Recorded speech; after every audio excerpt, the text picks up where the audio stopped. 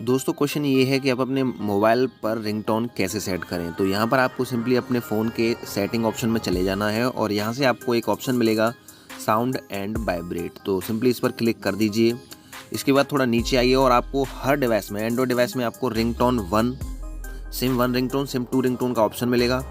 जो भी SIM card आप डला हुआ है उस पर क्लिक कर दीजिए और यहाँ से आप देख सकते हैं इसके कुछ डिवाइस के रिंगटोन नीचे आपको मिल जाएंगे। यहाँ से सेलेक्ट कर लीजिए और यहाँ पर आप कस्टम रिंगटोन यानी अपने फाइल से रिंगटोन सेलेक्ट कर सकते हैं। तो आप देख सकते हैं, तो इस तरह आप रिंगटोन सेलेक्ट कर सकते हैं।